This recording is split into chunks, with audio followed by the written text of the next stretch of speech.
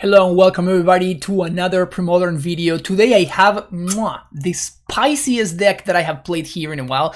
And I gotta say, I play some pretty spicy decks, but this one is absolutely insane. If you are into combo decks, this one takes that concept to a whole new level. So let's dive right in and let's try to see what this crazy deck can do. Buckle up everybody, because this one is going to be a hell of a deck. What we're going to be playing is Pattern Rector, but this is actually a combo version of the deck.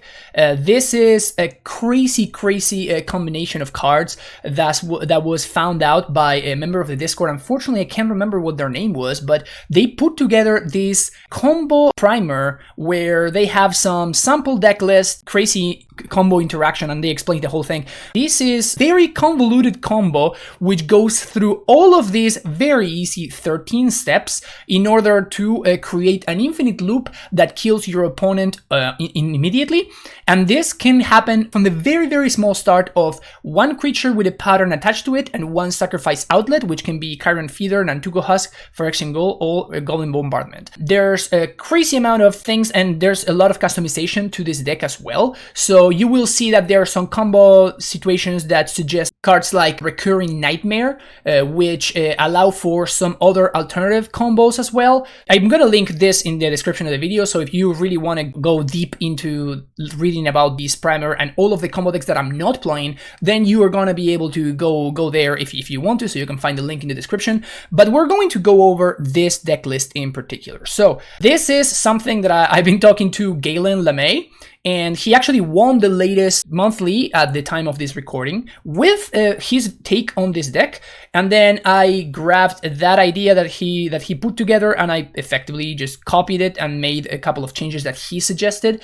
And man, it's a hell of a doozy. So Survival works extremely well in this deck in particular. It works in basically every green combo deck. Like we saw that in Allure. I think it really makes Allure into an actual competitive deck. And I think it does the same thing for this deck, but even better. So let's go through the whole thing and how this works out. The whole idea is that we want Pattern of Rebirth plus a Goblin Bombardment or a Nantuko Feeder, a Nantuko Husk, and any sack outlet that you can sacrifice stuff infinitely is what you're looking for. So once you have that in play, you sacrifice your pattern creature. You know, another creature needs to have Pattern of Rebirth on it. You go get Iridescent Drake. Iridescent Drake, when it enters the battlefield, you grab an aura from the graveyard and you attach to it. So the pattern that you just sacrificed comes into the Drake. Then you sack the Drake, you go get Karmic Guide. The Karmic Guide gets a Drake back. Then from here, things get even better. You sacrifice the new Drake, and then with that trigger on the stack, you sacrifice the Karmic Guide. This means that the top card of your graveyard is a Karmic Guide, and there's a Pattern of Rebirth sacrifice trigger on the stack. With that trigger, you go get Volrath Shapeshifter, which is going to enter the battlefield as a Karmic Guide, and then you can, as long as you are always holding priority and sacrificing the Karmic Guide and the Shapeshifter one to the other one, this already creates an infinite loop. So whatever sack source you were using, if it was Carrion Feeder or Nantuko Husk, you can make these infinitely large. And then the same thing is true for Goblin Bombardment, which just makes infinite damage. So you have lethal damage already. On top of that, after you go through that entire loop, you go and you get another Volrath Shapeshifter. And now let's say that you do this, 100 times or whatever. After you have done that, what you do is you have Iridescent Drake, you get it back from the graveyard onto play. That means that now you have 2 Shapeshifters, 1 Karmic Guide, and 1 Iridescent Drake into play. With that, what you do is you sacrifice the Drake with the pattern, because it's going to get back the same Pattern of Rebirth that you have been looping all along.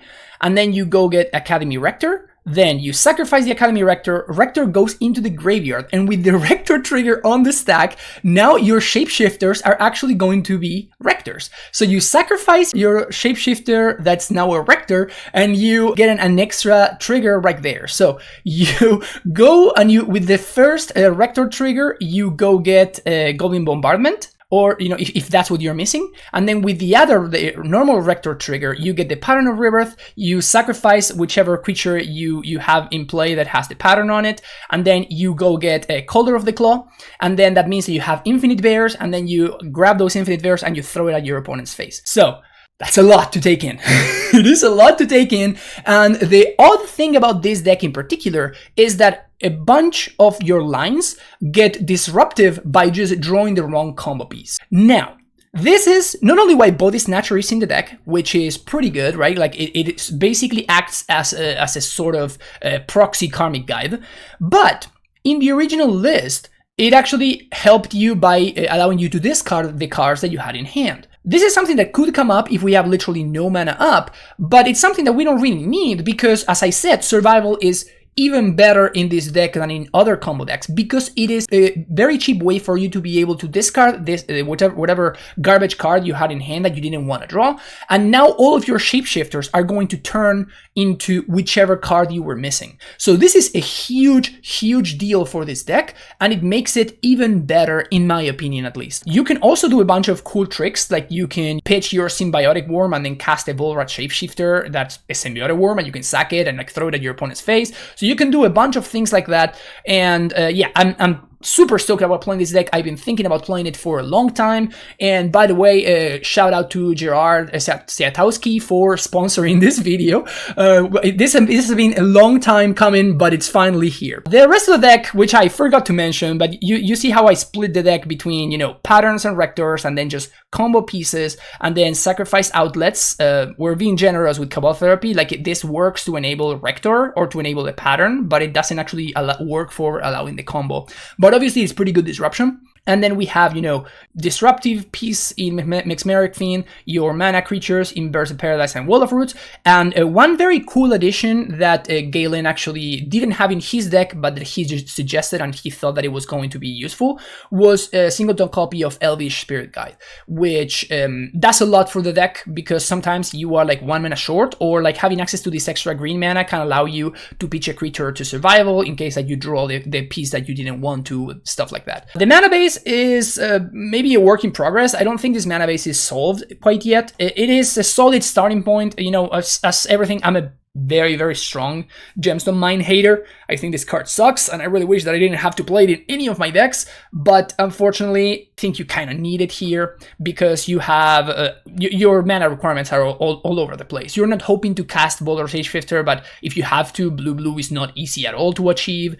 And then you have, you know, you have white requirements in Rector, you have black requirements, and you have, of course, a bunch of green requirements thanks to survival. And you also need to activate survival multiple times over multiple turns, so Gemstone Mine doesn't really work super well there, but it is what it is. In the sideboard, we have a bunch of extra one-off creatures that can be useful. Auramancer is fantastic in any survival deck, but here it also has value from Pattern and Goblin Bombardment.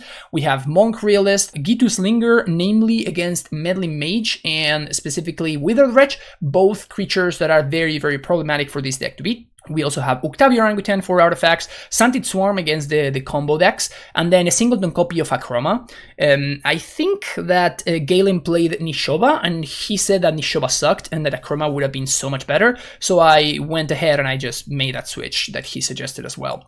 Then we have a bunch of enchantments as well, so we have Absolute Law, we have Engineered Plague, and I guess that's kind of it. And then we have a bunch of just all-around good cards in your Swords to Plowshares, obviously fantastic against Meddling Mages in Withered Wretch that we just mentioned, and then some Naturalizes for your, you know, Humilities and stuff like that, and Sabos Web as a singleton copy. This is a card that I wish I didn't have to play though. Like, I wish that I could play something else instead that was an enchantment, because obviously enchantments, even as a one-off, like, so something like Engineer Plague has so much value because you're playing Rector. So you know, against goblins, you get to play your Rector and then sack it or just chump block or whatever and go get your Plague. So it has a lot more value when you have Rector added into the mix. Fortunately, it is there's no such thing that is good against Oath. So Sabos Web is what it is. This is the deck that we're going to be playing out. Very stoked about giving this deck a shot. It's extremely fun, and I am very ready to make infinite mistakes with this because it is extremely convoluted. This was a long deck, but hopefully it was worth it, and whatever this deck is doing makes sense to you. Hope it makes sense to me. If you're enjoying the content, make sure you hit that like and subscribe button, and I'll see you for round number 1. Here we are for round number 1. This hand is a little bit clunky, but I think we keep it anyway. It's very strong, so we get to play a slow game here. Playing on the 61 card special. You love to see it. Let's see what they're up to. Sly or goblins. Here's for survival. Unfortunately, we're going to be 1 mana short of going pitch rector into squee into wall. So I guess my best draw would be a wall of roots. Opponent swings with the fanatic, place a land. Now we're going to see what they're up to. Oh no. Oh. Opponent's doing some stuff over there. Not a bad draw, actually. So this means I'm not facing a bolt lightning, which is good for me. But on the other hand, my opponent does have a lot of pressure. I guess we just go for reflecting pool here.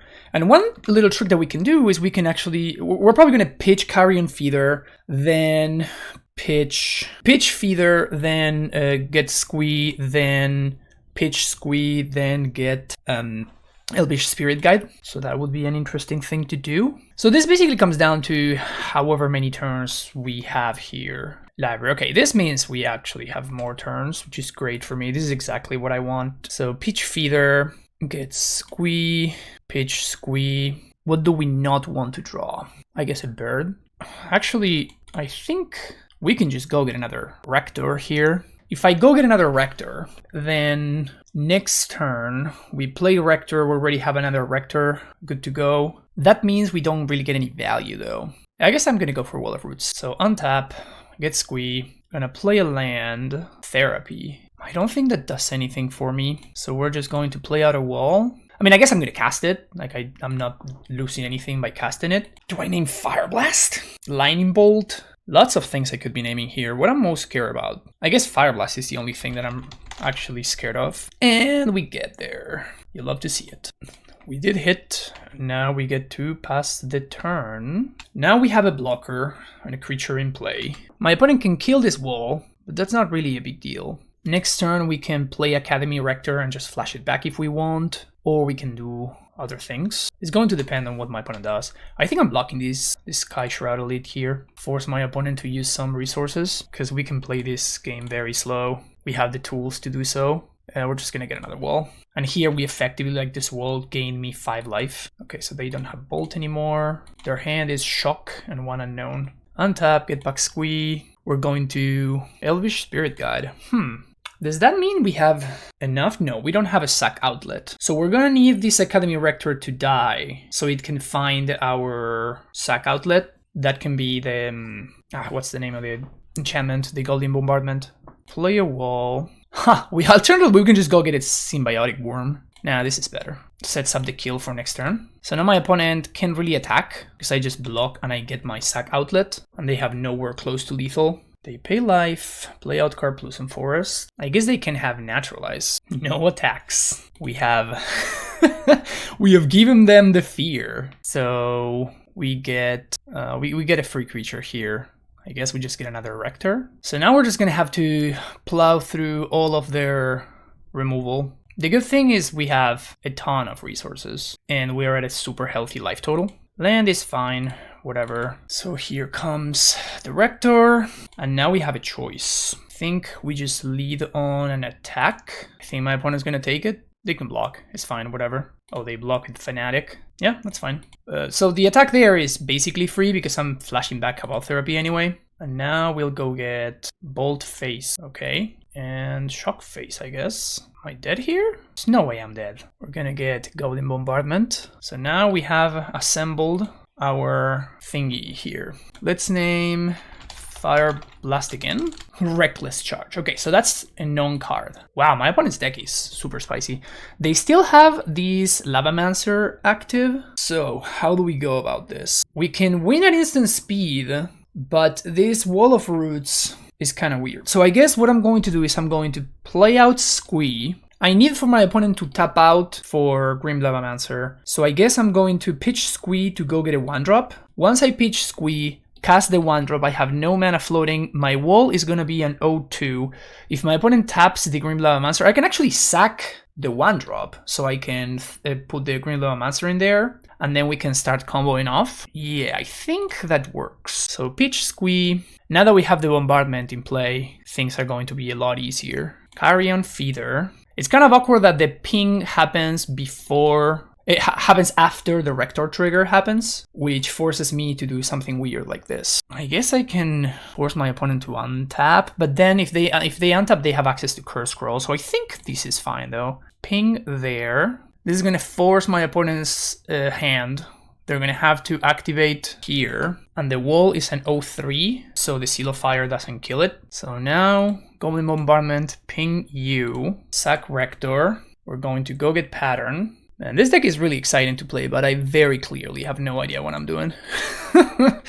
So that worked. Now I guess I'll float mana for value, then ping their face, sack Wall of Roots. Oh no, they can actually Seal of Fire the Iridescent Drake with the trigger on the stack. I guess I messed this up. So I guess I go get Karmic Guide, or I can just get Color of the Claw for a bunch of tokens. But yeah, my opponent can just Seal of Fire the Drake with the trigger on the stack. I did not think about that. Oh, we just get Symbiotic Worm. What am I even... Yeah, we just get Symbiotic Worm, and this is actually just lethal. Yeah, this is actually a lot easier. My opponent is actually at lethal range from the worm, so I don't need to get super fancy. Okay, cool. That worked. Yeah, as you can see, you know, I'm not particularly well versed in what this deck can do, so I'm just trying to do the thing as I go. But yeah, I'm just figuring things out as I go. Wow, sideboarding now. I feel like I want a Chroma, I feel like I want Absolute Law, and that's it. Maybe Auramancer. Don't want this thing, don't want this. Maybe I want Monk Realist, but I don't think I do. Don't think I care about Swords to Plowshares. I think Auramancer is fine. Gonna cut a couple of therapies. They kind of seem unnecessary in this matchup. And how often am I gonna be comboing? Do I need Symbiotic Worm? Or can I just get an Necroma into play and go to town? Because I feel like that's gonna be good a pretty reasonable amount of the time. I'm gonna cut Mesmeric Fiend and go with this. Yeah, sideboarding seems extremely complicated because there's so many combo pieces that you just need to have in your deck, otherwise it just doesn't function. This hand doesn't really do anything, so we're gonna send it back. We can do better. Hey, look at that. Better! Now we get to put the Symbiotic Worm back in the deck. Secretly an upside to mulligan with this deck. Yeah, my opponent's playing 61 cards, I wonder why. That's a reasonable draw, I guess. Play around Price of Progress a little bit. I'm probably gonna need to play Survival next turn, even in the face of a potential Naturalize. Maybe I can just play Carrion Feeder instead, I don't know. Like, the upside is so high if my opponent just doesn't have anything for the Survival. Opponent just throws some burn at my face. The can't block claws on Carrion Feeder, very relevant here. Very, very relevant. Interesting. Winter Orb. Alright, it's a card, I guess. Don't love having drawn that Bombardment, but it is what it is. So next turn we play Academy Rector and my opponent can't attack anymore. Oh, I guess that they can attack because they have nothing to put the pattern on. Jackal Pup did some work. Shapeshifter, just a bunch of uncastable things. I think I'm gonna bane this Shapeshifter, get Squee, pitch Squee. We're gonna get a wall into play. Maybe I didn't need to pitch Squee because I already have so many creatures in hand, but I kind of need these creatures. So we're gonna take this hit, Tranquil Domain. Let's go get... I want to go get another wall here. Alternatively, I could go get a Spirit Guide, but I think getting a wall here is better. Another option would be to get Auramancer. Get back Squee. Land is not awful, actually. Play another wall. Pass the turn. Playing through this Winter Orb with my very, very, very mana-hungry deck. No attacks. I mean, it's a free attack. I feel like my opponent should have taken it. It's a good draw. That's quite a good draw. Do I want to play out the Carrion Feeder? I think so. This is something that my opponent needs to respect now, especially if I put a pattern into play. Okay, so they just have double bolt. Yeah, that Winter Orb got me good. I was not expecting it. Was not expecting Winter Orb. So let's bring in Uktabi. That was a beating. And go with this. Galen had Absolute Law in the sideboard. I'm not even sure this is the right sideboard card for the red matchup. Seems good against goblins, but I mean, not even. Like, you kind of want your Academy Rector to die. So it's kind of awkward in that sense. I don't know. Yeah, I'll actually bring back the Auramancer, cut one more therapy. Like, I'm not high on therapy. Let's see if I was able to click quickly enough. No, the Auramancer is still there. So that's an Absolute Law. I guess all my creatures can have protection from red, but I can't block them. Yeah, mulligan. This one is nice though. Skip this one and I'm gonna bottom the Shapeshifter. Unfortunate that both of my lands are painful, but to be fair, a lot of my lands are painful, so It kind of makes sense. Opponent moves to 5. Bop. Let's see if my opponent has a removal. Bolted Bird. Painless Land would be a nice draw. Yeah, I think I'm going to just play out another bird and then play Survival. Just a naked Survival. I guess I took 1 more point of damage than I had to. I could have just paid 2 and 1. Yeah, I took 1 point of damage for no reason. That was just bad. So if my opponent taps out, okay, they can't deal with Survival. I was gonna say if they tap out to deal with Survival, then I can just punish them. Yeah, this is kind of the game that we want to play, which is very nice. Can just put a pattern into play here, or a wall, squee into wall. Yeah, that sounds pretty good for me. It means I'm gonna have to deal with these Winter Orb for the rest of the game, because I'm getting rid of the Uktabi, but I think that's fine. I think I can play through this orb. Dude, Wall of Roots, I love it so much. I love Wall of Roots so much. But now we have more mana than my opponent. I'm going to take this attack. And now we have a question here, which is, do we want to lose to Bolt plus Shock? Do we lose to Bolt plus Shock? Yeah, I don't think we even lose to Bolt plus Shock. I guess I can just go get a Rector, play Rector and play it. Get Rector with Survival and play it out. We're still at 12. We're probably not going to be taking damage from our lands anymore. So this Winter Orb doesn't do anything. Undiscovered Paradise was a great pickup there. Yeah, I guess I just target my creature with Pattern. Cool, that worked. Now we pitch Squee. When we get another activation next turn if we want, we get Academy Rector. Send the turn back. Paradise, very good against Winter Orb. Cycle Tranquil Thicket, not where you want to be, opponent. Tapping out for Vortex. Okay. How quickly can we combo off? I think this coming turn. This comes back to hand. I may need the extra mana, so I may need to pitch this Academy Rector. So let me go through the combo line. We go get Elvish Spirit Guide. That's 1 green mana. Then untap, get Squee. We bounce the Paradise and we untap Brushland. We play out. We spend green to play out a sack outlet. Let's say Nantuko or the other thing. Then it has to be the 1-drop, the Carrion Feeder. So we cast Carrion Feeder, then we sack Pattern, get Iridescent Drake. Drake gets back Pattern. Oh, my opponent could have Fire Blast. I have to play around Fire Blast. That's kind of annoying. I think I'd rather have the extra mana. So let's go for Elvish Spirit Guide. We untap Brushland, bounce that, take 2, get back Squee. And we hope we don't draw. Okay, Body Snatcher. I don't think that interrupts our combo. So pay 1 mana, get Carrion Feeder, cast Carrion Feeder, sacrifice this, Pattern trigger, go get Iridescent Drake.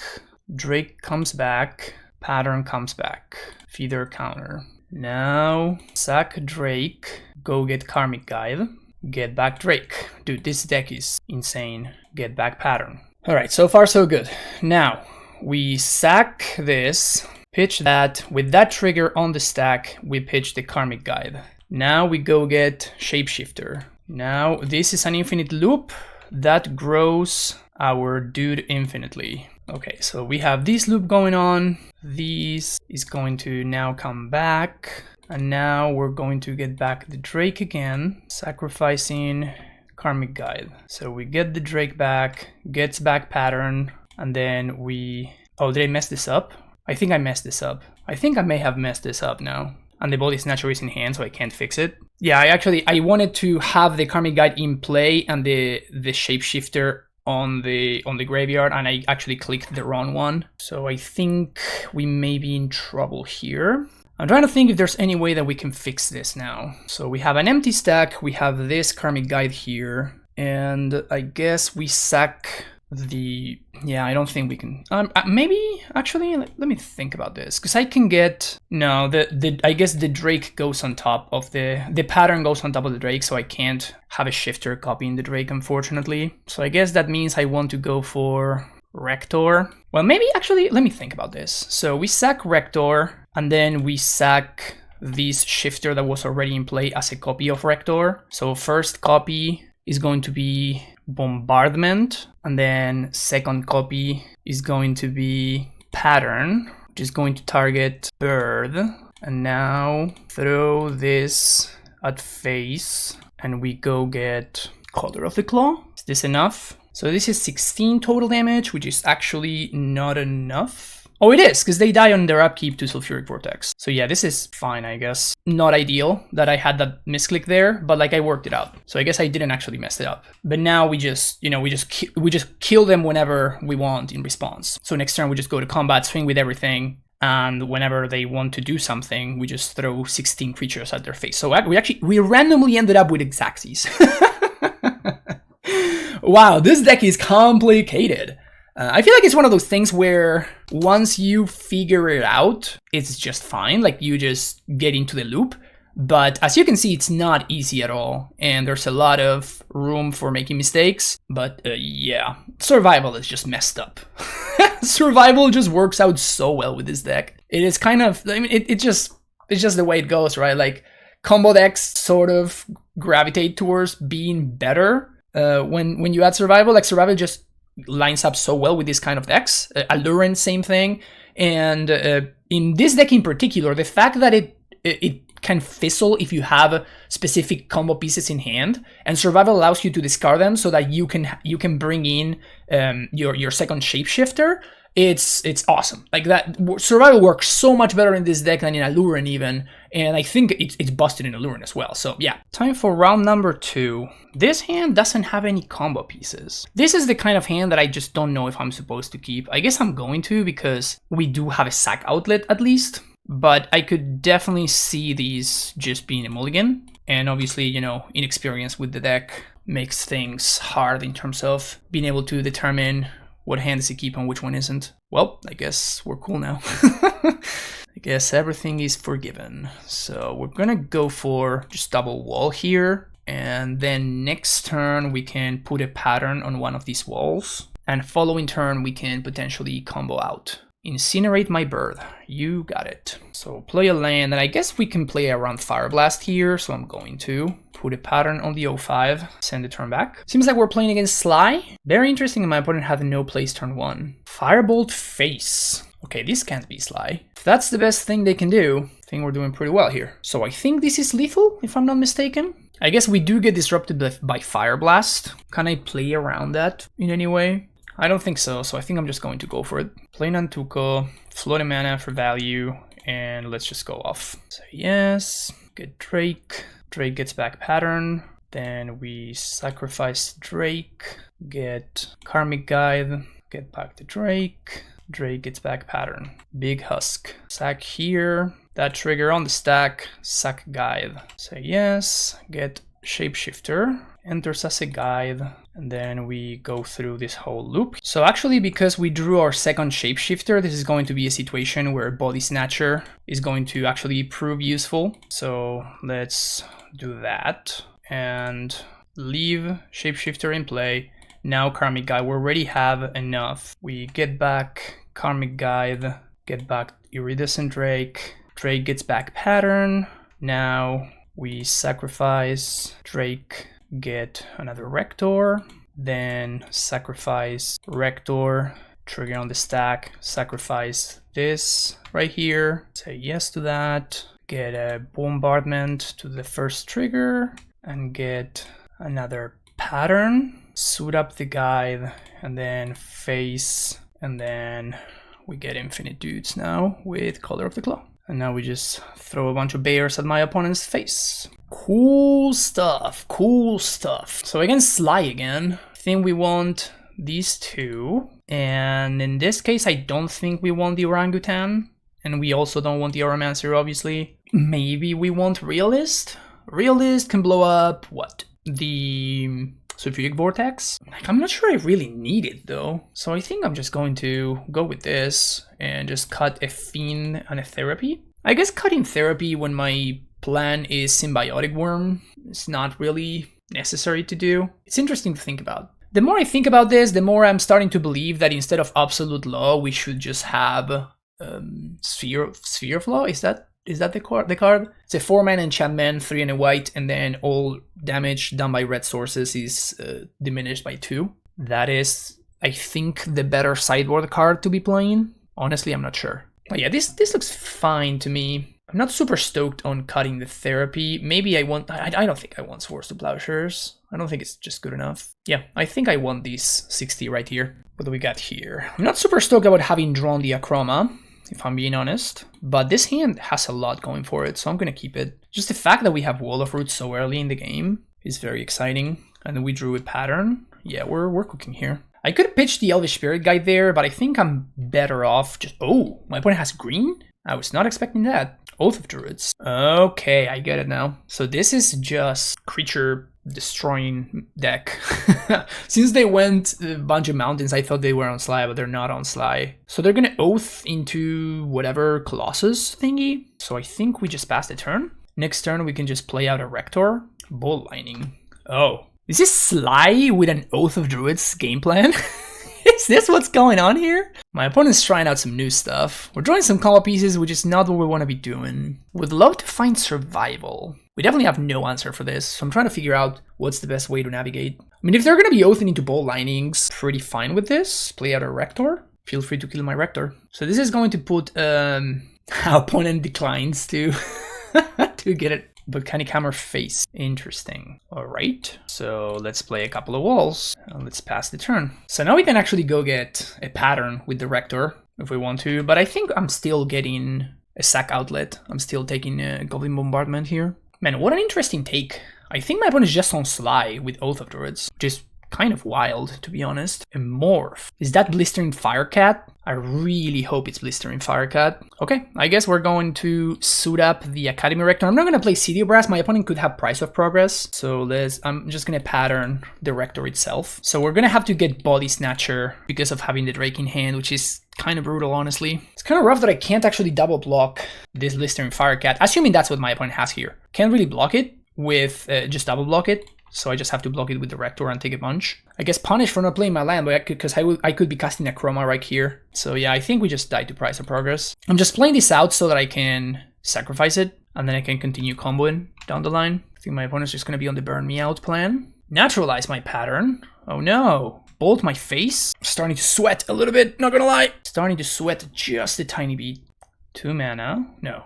Undo, undo, undo. Can we find... So here's an Acroma. I like that we don't have to take damage for this. We're dead to Price of Progress. Oh, I should have attacked with the Drake too. Is that gonna cost me? Maybe. So my opponent would be a 9? Yeah. I basically gave them 1 extra mana. Nothing on my end step is huge though. Not playing anything on my end step there is huge. When my opponent went turn to Oath, I did not expect this game to end with a hardcast Acroma. I gotta be honest. Okay, so they just have lethal in the same turn? No. Oof. Pattern. Oh no, is it gonna cost me that I did not attack with the Drake? I think it's good for me. I'm already dead to Price of Progress, so just playing out the Undiscovered Paradise there. No reason not to. Opponent goes down to 3. Should be at 1. We're gonna be trying to suit up the Rector again. End step, Tranquil Domain. Okay, blow up their own. Oh man, this Tranquil Domain destroys non-aura enchantments. This is an aura enchantment. Ah, brutal for my opponent. Are they gonna deal me 5 somehow here? Fire Blast face, down to 1. Oh my god, this is so close. Don't do it, opponent. Ah, double Fire Blast. Oh my god. Let's see if they have Fire Cat here. Yes, hell yeah. My opponent's playing like a Bolt Lining Blistering Firecat Oath deck. That's insane. Love that. That was sick. Okay. Double Fire Blast is brutal there. I think I want Realist, but I don't think I actually want Naturalize. And I'm starting to believe that I just don't even want Absolute Law because of how my opponent's deck plays out. Dude, what a crazy game. That was a lot of fun. Maybe bring in the extra therapy. Let's keep it as is. Yeah, so I guess the 2 points that I missed with the Drake would not have mattered. What did matter, however, is the extra turn that I gave my opponent by not playing around Price of Progress and not playing out my City of Brass, because that just meant that I was 1 turn slower to hardcast the Acroma. Honestly, I never thought that that game was going to involve me hardcasting an Acroma. Oh, I should have attacked with the Rector. Yeah, I guess I should have attacked with the Rector there. Okay, what do we got here?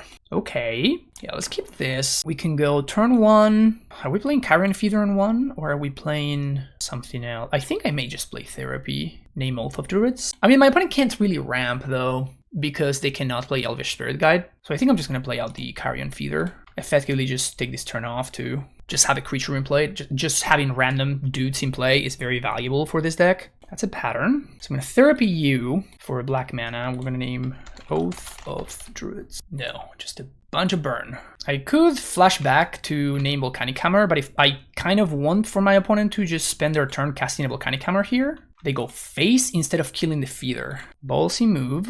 That's a survival. We like that. So swing for 1. We do have to play around Fire Blast, which is kind of annoying here. Although I guess we can just Cabal Therapy it away. Volcanic Hammer, number 2. And they did not play out the Carplucent Forest. So we're gonna pitch Shapeshifter. Will we have time? I think so. I think we can go for Squee. Land would be great. Okay, perfect. So now I can just Rector. We can't win quite yet. I'm at 12. My opponent has 7 points of damage. I could pattern this Carrion Feeder. I go to 11. But if my opponent has Bolt, I kind of lose. So it seems a little bit risky. I can set up the combo for next turn. So I guess that's my best line here. Gonna go get a Wall of Roots, set up the combo for the upcoming turn. And we can do so without taking any pain. And we can play around Fire Blast. So we know Carplucent Forest, Fire Blast, Incinerate in my opponent's hand. Ball Lightning. I guess we're gonna have to soak up some damage. Not what I wanted to do this turn, but I guess it is what we have to do. Otherwise, we're dead to Bolt. Untap. Okay, so I think now we play Rector and we just flashback. Cabal Therapy. Just go with a pattern. Name Fire Blast. Ooh! We hit ×2? Opponent's hand is just an Incinerate and a Carplucent Forest. We're at 11? Yeah, this is happening. Acroma. Let's go. Woo! Hell yeah! That was sick! Cabal Therapy is a hell of a card, I guess. See you for round number 3. This was very cool. We're on the play for this round number 3. Oh man, we have so much here, that's nice. But we also have no lands, so let's ship it. I like this hand a lot better. So let's keep this and we're gonna send the Shapeshifter to the bottom. It's really awkward that I kind of want to Mesmeric Fiend on 1, but I don't think I can afford to. To Cabal Therapy on 1, but I don't think I can afford to. So I'm just gonna go for Mesmeric Fiend instead. Island. Rector. Okay, so we don't know what we're playing against quite yet. Let's play this Fiend. Could be playing against Dreadnought. Okay, that resolved. Oh, cool. Ah, so this deck, huh? I guess we're just going to take the Fire Ice here. We could take the Quirion Dryad. Let's take the Fire Ice. And then we can Therapy Counterspell this coming turn. A draw would be... a land drop would be our best draw here. Want to place the city. Looks like they want to drop the Dryad. Wait, black mana? Oh no, they just tapped for the wrong color mana. Oh, yeah, unfortunately there's nothing that we can do about this. That's really unfortunate for my opponent. But it's not like I can pass the turn back, right? Because now everything looks very different. We're still gonna name Counterspell here. Take out counters. Oh, Swords to Plowshares. Kind of annoying, but it's okay. So we're not gonna be able to pattern, but we can, however, Rector and immediately sack to the other thing, to the Therapy. Yeah, that sucks for my opponent. Sorry about that. So now they can Dryad and they can Gush. So they have, their hand is Gush, Swords to Plowshares, and Discover Paradise. So this means we can actually safely play a pattern.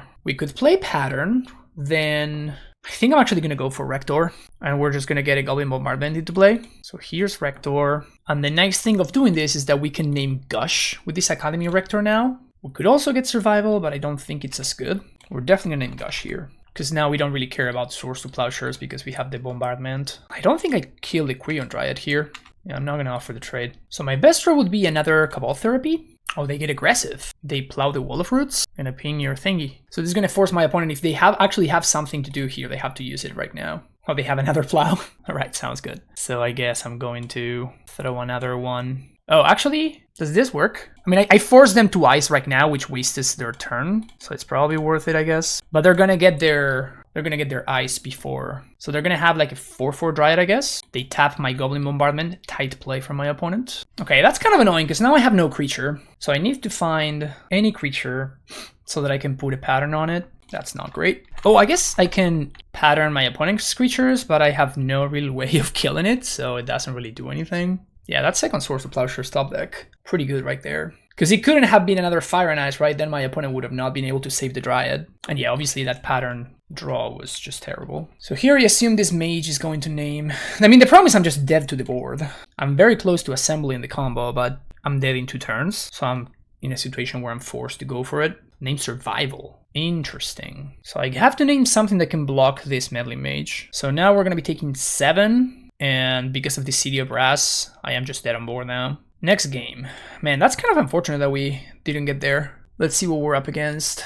So we're up against some deck where Scented Swarm is pretty decent. We're gonna bring in Gitu Slinger because of Meddling Mage. It's notable how much better Swords to Plowshares was than Days, when, you know, people were playing Days in GAT instead of Swords to Plowshares. Like, this card is just so much better. It's not even close. Not even close to how much better that card is. What can we cut here? I guess a couple of birds because of having Fire and Ice. Maybe Auramancer. I don't think I want Auramancer. Maybe it's fine. Cut some birds and what? Symbiotic Worm. Could cut a pattern. Let's see if cutting a pattern is bad. Like, this is something, like the original list that Galen played actually played 3 Academy Rectors. I'm interested in figuring out whether that's kind of something that we can get away with doing. Interesting. Very interesting hand. Let's keep this and let's go for Cabal Therapy. We're going to name Meddling Mage. Hey, look at that. We hit. Opponent has Swords to Plowshares, Disenchant, and a bunch of cantrips. I'm probably going to have to expose this Goblin Bombardment here to the Disenchant. Maybe I don't have to. Opponent shuffles. Let's see what we draw. A Forest. Yeah, let's play out the Bombardment. It almost forces my opponent's hand a little bit here. They're going to be needing to use the Disenchant here, meaning that I can Rector for survival, potentially. Sleight of Hand. Basic Plains. Not half bad, actually. Let's play out City. We're going to take so much damage. So we're just going to cast this because we need to have a random creature in play as part of our combo. But from here, we can technically combo at instant speed. Okay, opponent sees it and they do that. It's fine. Now we can, I guess we're going to swing first. Might as well. Just gonna plow this. I'm pretty happy about that. Wow, that seems a little bit aggressive. So now we get to Therapy, and we're gonna get to go find Survival. Put a Survival into play with a bunch of mana, and I guess I just named Disenchant here. I'm not really worried about Meddling Mage anymore. Tog, Double Gush, Swords to Plowshares. Good old Double Gush with only a single island. Classic.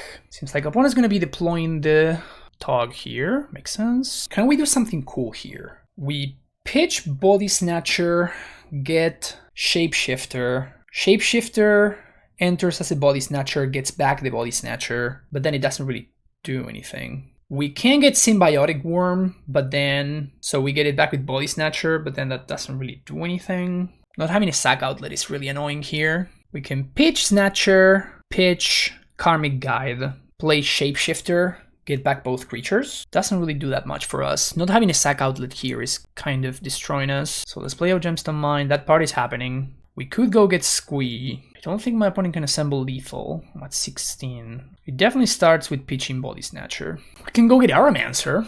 Auramancer to get back Bombardment. Yeah, let's get back Squee. And then pitch Squee. And I guess we're gonna go get back Auramancer. This gets back the Bombardment. Technically, we can win next turn. I also like that the Auramancer just sits in play. It's also a blocker. Main phase Gush. Okay, so opponent, I guess they're trying to set up lethal. I'm at a virtual 16. I don't know if they can assemble lethal from here. Maybe they can. If they find a bunch of cantrips, maybe they can. Okay, so this tells me that my opponent just doesn't have anything here. Okay, so they have 6 cards in hand. So that's 6, 7, 8, 9, 10, 11, 12, 13. So I guess I'm gonna have to block. This also forces them to deal a little bit less damage. We do not have a creature with pattern here though. Therapy is a fine draw there. That's a pretty good draw. So let's start there. Gonna name Swords to Plowshares. Nice hits, nice hits. So their hand is Island, Counterspell, Gush. I guess now we do the cutesy thing. So Survival, pitch Squee. Go get Symbiotic Worm. Pitch Symbiotic Worm, go get Shapeshifter. We go to 12, and then we have a Symbiotic Worm in play. Then we can flush back Cabal Therapy to name Counterspell. Yeah, I guess that's the line. This is cool. This is very cool. Worm, pitch Worm. I mean, Survival, man. What a hell of a card. Shapeshifter. We could flashback right now to name Counterspell, just so we have a bunch of 1/1 dudes and we don't get disrupted. Because we could get disrupted here by something like a Disenchant. Yeah, let's play around Disenchant. Definitely naming Counterspell and send a turn back. So their hand is 2 lands and a Gush. We have a healthy amount of chump blockers. Opponent doesn't have good attacks. Now we're getting back Squee. Bird of Paradise. Play land.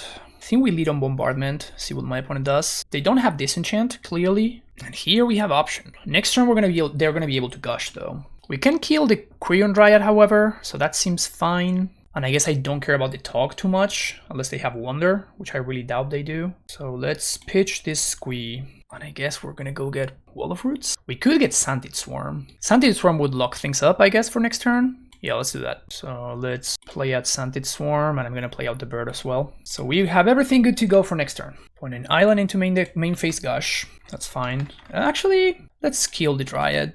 That could actually be a problem. Okay, there we go. They have already played their land drop. Fire and Ice would be kind of annoying, killing the Swarm and the bird. Maybe my opponent's rocking some flings. That would be crazy. They have no counterspell mana. Meddling Mage is just gonna die to the Bombardment, so it doesn't matter. So as is, I think we have things locked up. Once again, survival, being insane. Symbiotic Worm was named. Opponent is scared. Okay, so now we know they have 2 islands in hand. The 2 islands they got back from Gush. Get back to Squee. Redundant survivals, not great. Sanded Swarm attack. And now we're good to go. Play land, pitch Squee, Rector. Going to cast this Rector. Face, sack Rector. Go get Pattern. Targeting an insect. Throw this face again. And now we're going to go through the combination. Get back Drake. Sack Drake. Go get Karmic Guide. Guide back the Drake. Drake finds Pattern. Go face, sack that trigger on the stack, sack the Karmic Guide, go get Shapeshifter. And now we already have infinite damage, and there we go. Nice, very, very nice. So, game number 3. I'm starting to wonder if I'm just better off having Swords to Plowshares, honestly. Also, Akroma starting to look tempting because of the Psychotog. I mean, there's no way this is worth it though. This seems fine, it's just a matter of, I don't know what's better, if to have more Rectors or to have more Patterns. Maybe we can go 3 and 3, but at that point we're starting to get low on the actual combo pieces. I am a little bit interested in these Swords to Plowshares, but I think I can't afford to play them. This hand, probably not going to be good enough. Tempting, but this hand is great though. Send the Worm back. We get to go turn 1 Swarm. And then take it from there. That's nice. I guess I can turn 1 Therapy Meddling Mage now that I have 2 therapies. Let's do that. Maybe I should be Therapy Quirion Ranger, but I think I'd rather Therapy Mage. Because a Meddling Mage and Survival would really tear this hand apart. Hey, look at that. Opponent has them both, though. They also have the Counterspell. Don't care too much about that one. I wonder if they're going to spend the turn to put the Quirion Dryad in play, or they're just going to hold up Counterspell here. Main phase Portent? Very interesting. Opponent didn't shuffle, so that suggests to me that they have a Swords to Plowshares in hand. If this Swarm resolves, I don't really care about the Dryad, so really the only card that matters here is Swords to Plowshares, so I'm just going to name Swords to Plowshare with this Therapy. Giving up some free value here, but I think that my read is strong. Never mind. They had to know. That's good news for me though, because now this Sanded Swarm is kind of good to go. Didn't opt. So I guess that they're drawing something good. Opponent plays the Paradise. They sandbagged. Meddling Mage, name Survival. Yeah, it's kind of what I wanted to dodge. Yeah, not much to do here. Can't cast the Rector, can't do anything else. That was a really good thing to draw for them. Second island coming in. There's the Quirion. Dude. Yeah, I don't think I could have played around that. Just gonna instill the fear a little bit here. They have to opt in response. Can't really do anything. Man, any land would mean that I get to Therapy, like play Rector, Therapy Rector, then get Pattern and Therapy the Sanded Swarm. So we get a Symbiotic Worm in play if I draw any land. But unfortunately we're not getting there. Meddling Mage is a hell of a card. Hell of a card. Okay, so we still have perfect information, -1. Okay, it looks like my opponent did actually find the Swords to Plowshares. So I think now we are dead. Because now they have the Counterspell still in hand, and now perfect timing. Just gonna cast this stupid Squee. Bounce the City of Brass. My opponent may counter this just so they use their mana.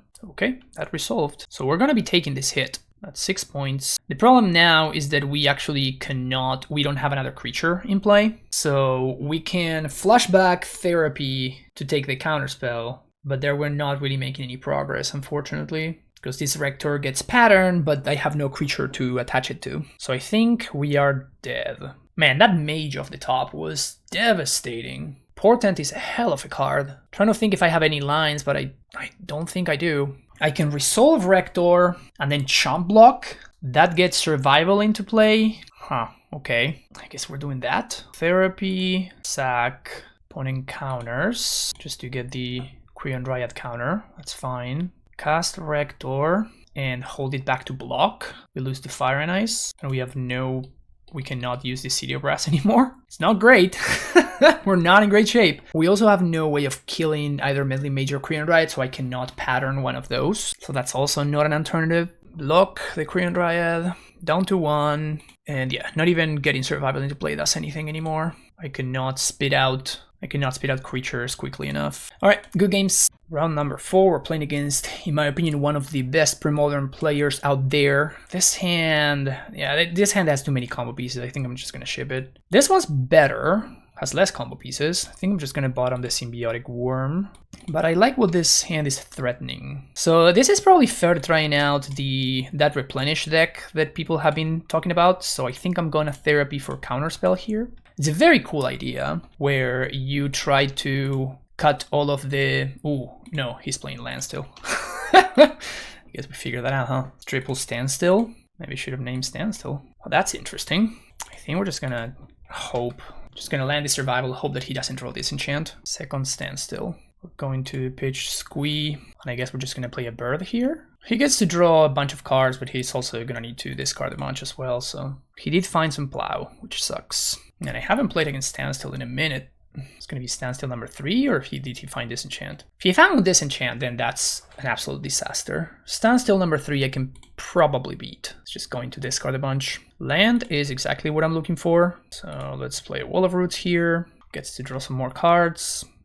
Gets to cash in the Mana Leak here. Don't care that much. Factory. He finally found a Disenchant. Brutal. Guess we still go for a Bird. Oh my god, Main Deck Furnace? Well, I can't beat that. That's game right there. I don't think I can beat Main Deck Furnace. I think I'm just gonna pack it in because I haven't really shown anything here. So I'm just gonna hide the information that I'm playing Pattern. Maybe he thinks that I'm playing something else like Allurin, which I have been known to play. So there's Savos Web, Sanded Swarm, some number of Naturalizes, and we definitely want Auramancer. Cut some birds. It's definitely possible that he has Meddling Mage, but I don't think I can really afford to bring that in. Cut a Pattern, and I guess cut a Rector. Pretty low on creatures, which I don't love, so maybe the Rector comes back in. I do need some number of Naturalizes because of Humility. Therapy is obviously great. Am I cutting a Survival? No way. It's my best card. Maybe cut a Bombardment. Let's cut a Bombardment. So this is a hand that doesn't really do anything, so let's ship it. This is a hand that does some stuff, but it has the worst land. I think I have to keep this and hope that I get lucky. Gonna bottom the Naturalize. This, I mean, you can really see why I hate Gemstone Mine so much. Like, I can't really play anything here. Like, I cannot cast a Therapy. Like, I really wish I could. But I'm only gonna get, like, I know I can only win this game if I hit land number 2 on turn 2. And I can only win this game if I, okay, so now we lose. I don't think we can win anymore. Too far behind. So now I'm actually casting this, and I'm going to name, probably still name Counterspell or Mana Leak, but yeah, okay. Yes, I can't win anymore. Too far behind. My only land is gonna destroy itself, and his hand is insane. I think we could continue playing this game, but like I don't think I can win. I think I am very close to 0% to win this game. So, okay. Now that we missed land drop number 3 with our only land being a Gemstone Mine, I think it's safe to concede. Yeah, this was a very unexciting match, really, but you know, it is what it is. Like, I don't think mulligan into 5 was going to help my chances that much anyway. And yeah, and this comes back to what I said in the beginning about trying to fix the mana base. Gemstone Mine is really bad in this style of deck. Like, I like to build these decks with survival because it allows me to play a longer game, and Gemstone Mine does directly the opposite. Like, it really pushes you to mulligan hands that are otherwise, you know, somewhat keepable. Obviously, we did not find land number 2, but it was still a somewhat keepable hand, and it just did not work out at all because Gemstone Mine just effectively lost us the game. We could have continued potentially to play some more, but with Gemstone Mine being my only, I don't think it's worth doing. Round number 5. This Gemstone Mine is haunting me. Get away from me. Okay, this hand seems reasonable. Let's bottom the Bombardment. I think We can do some stuff here. Black mana, that's a nice pickup. So we kind of have to, even with no information, therapy right now. Turn 1 basic swamp. I think I just named Withered Wretch here. Out of basics, I mean, we could be playing against something like the Rock or something, but like out of basic swamp, the single card that scares me the most is Withered Wretch. Bottomless Pit. Okay, so that's a lot less scary. That's gonna be a good Gerard's Verdict though. So we discard the Color of the Claw, and I guess we discard the Rector. Then we play a wall, and we hope that things line up for us. So the dream here is we top deck. My opponent plays the Pit, obviously. Then we top deck, we discard the Carrion Feeder, and then we top. Oh, they played Spectre instead? Land? Yes. So now we get to pattern here. Unfortunately, we can't get a Chroma, but I guess I'm naming Bottomless Pit. We just get a Symbiotic Worm here. We could name Swords to Plowshares. My opponent has exactly one card that I don't know of. Yeah, I'm just gonna risk it. I'm not gonna risk it, I mean. Okay, so they just have 3 lands. But yeah, we are in a situation where you just have to dodge Swords to Plowshares, and as long as we do, we're gonna be in good shape, and if we don't, we're gonna probably lose. We're all in on the Symbiotic Worm. Vindicate the land. You got it. It's a good play. Definitely a good play. Swing for 7. This definitely looks like an Acroma matchup. Point attack. Bottomless Pit. Risky proposition, but okay, we've been drawing pretty well there. Getting there for 7, opponent down to 6. No cards in hand for either player. And Source of Blushers is kind of the only card that matters. Bottomless Pit doing some work for us. You'd love to see it. Spectre chomps. They drew a Swamp. I wonder why they wouldn't play it. There's no reason not to.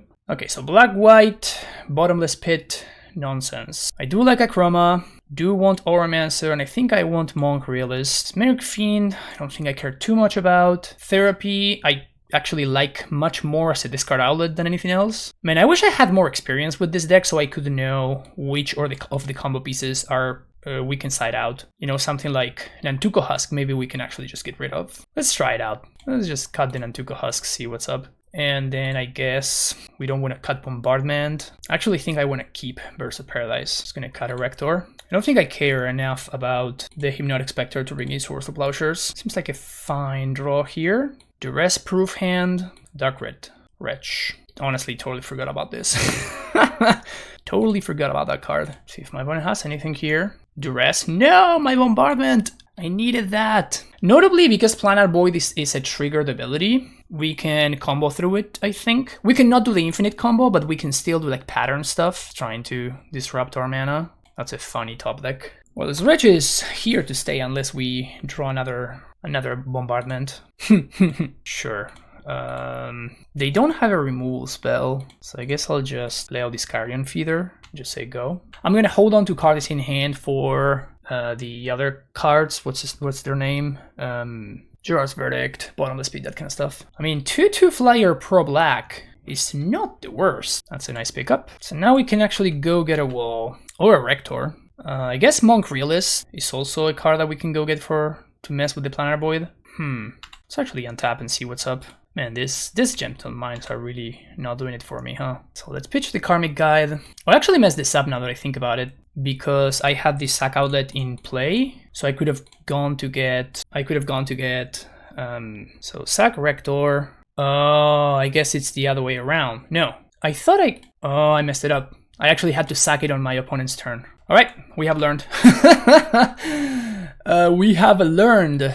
Although I guess Withered Wretch like disrupts that part anyway, so that never mind. Never mind. It was a mistake regardless. We can YOLO and make a 4/4 Carrion Feeder here. Yeah, I think I just messed that up. So I'm just going to just put a 4-turn clock on my opponent here. They have removal spell, they have Edict.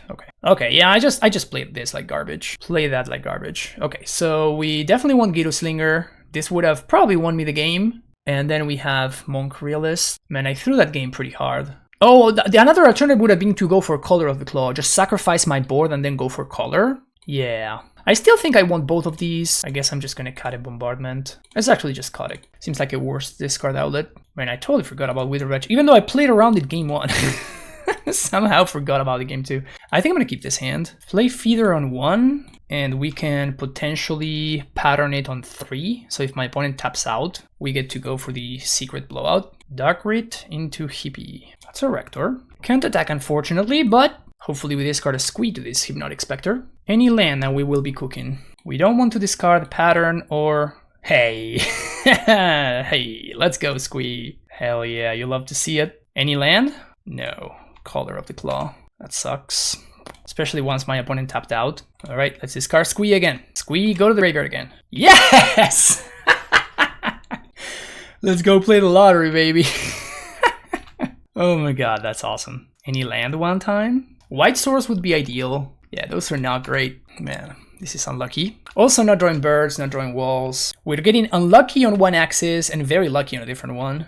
1 in 7 this time around. Oh no, not the color. White source, no! Yeah, this is one of the things that I was thinking when I was looking at the deck list and when I was building it. Like, I really want one more creature. One more land, sorry. Land number 22, which Galen did have, by the way. Galen actually did have land number 22 and Symbiotic Worm. Morph. Well, that's an Exalted Angel. Yeah, this is just too late. Can't even attack. On the plus side, if my opponent doesn't have exactly Swords to Plowshares, they flip the Angel, swing for 6, Planar Void. Doesn't really do much here. We can steal a Chroma if my opponent doesn't bin my Pattern nor my Elvish Spirit Guide. So any land... Okay, that's it. Man, that sucked. That sucked. Yes, of course. The immediate 2 next to us were lands. Yeah, that's really sad. Like we dodged for so long, but we could just never find land number 3. That would have allowed us to get an Acroma into play, or yeah. I mean, at this point, after they flip the Angel, we have to go for Acroma. But Symbiotic Worm would have also been fine. We could have gone for a Shapeshifter, copy Symbiotic Worm. Last round. What is this hand? Turn 3 Pattern. Okay. We don't have a sack outlet, and realistically, we don't have any non-green mana. But it's okay, we'll figure it out as we go. Blue. It's kind of the one color that I did not want to see. Let's play Llanowar Wastes and pass the turn. Sapphire Medallion. Okay, so this is Storm. That's bad news for the good guys. I guess I should have played Reflecting Pool last turn. Another Sapphire Medallion. Yeah, this is not looking great. So I guess I need to find a sack outlet right now.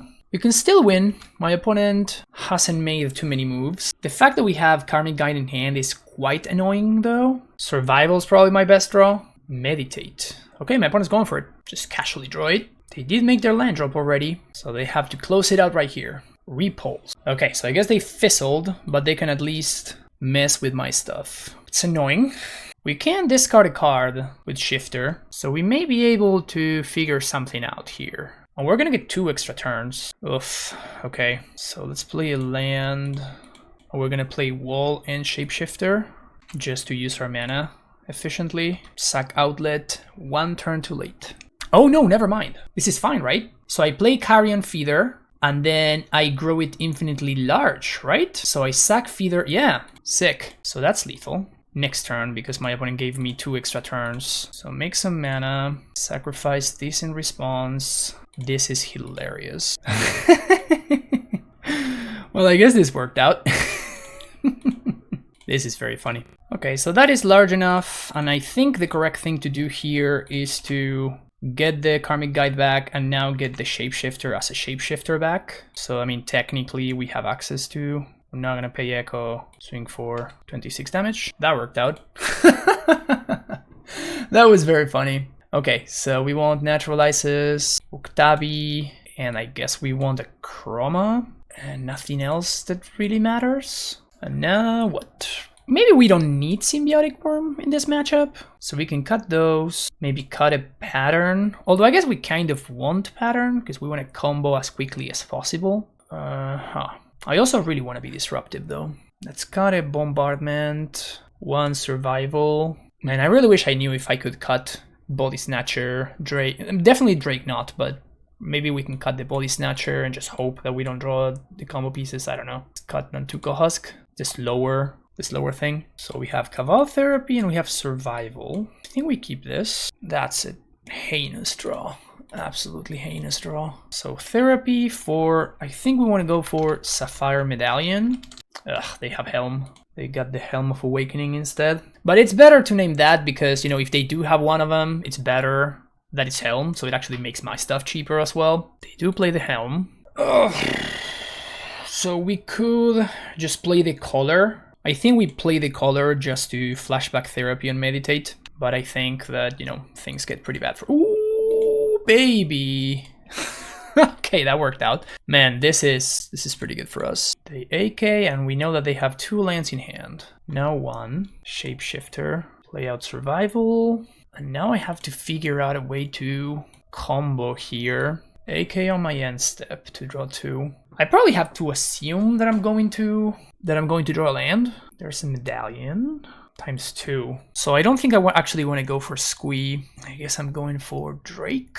Pitching it, and we get a green source in Elvish Spirit Guide. Uktabi. Yeah, I don't think this does anything anymore. But we are 1 short still of casting this Rector. So I guess I'm going to pitch... Man, am I going to need to pitch one of these, is the question? I think I need to go get a bird here so that I have 1 more mana for the next turn. The thing is, do I want to pitch Karmic Guide? We drew 3 combo pieces, which is pretty brutal here. So I have to make sure that I have the necessary combo pieces in my graveyard. I think we pitched the Ball Wrath. No, I have to pitch the Guide for the bird, and they play the bird. That was a huge Cabal Therapy. If I hadn't actually gone for that Cabal Therapy line there, I think we would have lost very handily. Very clutch therapy. Frantic Search, here we go. Beaning some islands and netting some mana. Down to 2 cards. Oof, kind of a whiff. We are definitely whiffing as well. Everybody's whiffing here. So these Sapphire Medallions are just redundant. I can go Uktabi into Naturalize, but it doesn't really achieve anything. So I guess that I'm just going to pitch the Uktabi to... I guess I could cast Shapeshifter? Cast Shapeshifter. Yeah, but I don't have a sack outlet, so it doesn't really do anything. I'm gonna need to use the black creature. Forgot the name. I guess it's better to resolve the Rector this turn. Just uses my mana more efficiently. And then we combo next turn, assuming my opponent has nothing. Merchant Scroll. Okay, so that's gonna go get Meditate. So I should be dead now. I think we were exactly 1 mana short of winning that right there. Had I had 1 more mana, we would have won. But once again, just being short on lands. No more Meditates for opponent. That's all 4 of them. Honestly, it's not impossible for them to whiff here. The issue is that if they just mill me for 30 cards or something, they can potentially force me to whiff. Don't have it, huh? Pitch Uktabi. Carrion Feeder. Cast Carrion Feeder. Snap. Once again, 1 mana short. Damn it. Well, we have to... Oh, but they meditated, so we get another turn. Oh, okay. I guess we technically do get multiple turns here. I guess I might as well cast this bird just to have more colored mana. Carrion Feeder again. My opponent's messing this up, by the way. What they should be doing is they should be bouncing whichever thing I'm trying to target with Pattern. We can, however, play around it by doing this and just casting a Pattern from hand. So now if my opponent snaps again, we can now sack the Rector. We can put another Pattern onto this bird and then sack the bird. Say yes. And now we go for Body Snatcher. Trigger on the stack. We sacrifice it to get back Karmic Guide. Karmic Guide gets back Drake. Drake gets back Pattern. I guess we can clear this stack. Might as well. We even get to discard this Shapeshifter value. So now the stab resolves. Pattern goes to the graveyard. We sack the Drake. Trigger on the stack. We sack Karmic Guide. Get the other Shapeshifter. Get back Guide. That trigger on the stack, we bounce here. Cycle Cloud of Fairies for opponent. They didn't find it. Okay, cool. Wow, okay, so 3-3 result. Not the worst, not the best, but what a sweet deck, man. What a sweet deck. There's so much stuff going on here. My final thoughts are, definitely we won land number 22. I feel like that is, Galen was definitely right on that one. He also suggested something that I thought was very interesting, which was playing more than 60 cards. The reason for that is that you want to minimize the chances of drawing your one-off combo pieces, which we could work around a bunch of it, but a couple of games we actually drew a lot of them. So we can figure ways around doing that, but still I think that it's not crazy to want to play more than 60 cards in order to minimize that at least a little bit. I consider actually having 61 cards and having the 22nd land as land number 61. As land number 62, sorry. So that could be a way to go about it. The hardest thing about this deck has felt like sideboarding. Sideboarding was kind of weird. I don't know how to go about it really. You probably have to build the sideboard in such a way that you never cut and bring in more than 3 or 4 cards, because it's really easy with a deck like this. Like this deck is going to take a lot of time to optimize the deck construction, because a deck like this you really don't want to over sideboard with, because that just turns your deck into non-functioning. So I feel like I would need a little bit more experience in order to, you know, what I said a couple of times, like I need to know which cards I can cut, just straight up cut from the deck. Maybe Shapeshifter number 2 can go, maybe Body Snatcher can go in sideboard the games. Like they feel good in game number 1 when we're trying to do our thing and our thing only, but when we're bringing in other things, all of a sudden I'm not so excited about these cards anymore, but I'm not sure whether I can cut them or not. So I would definitely want to play some matches where I am messing around with these numbers and just getting rid of some combo pieces that I may or may not need to have in the deck. Mesmeric Fiend felt kind of mediocre, so maybe this is a card that we can cut as well. I kind of feel like I would want more Wall of Roots. Wall of Roots was far and away the most consistent combo piece, because remember, like we need an extra creature that we can put a Pattern of Rebirth on, and Wall of Roots is far and away the best creature to do that, because it's the one that survives the most removal spells.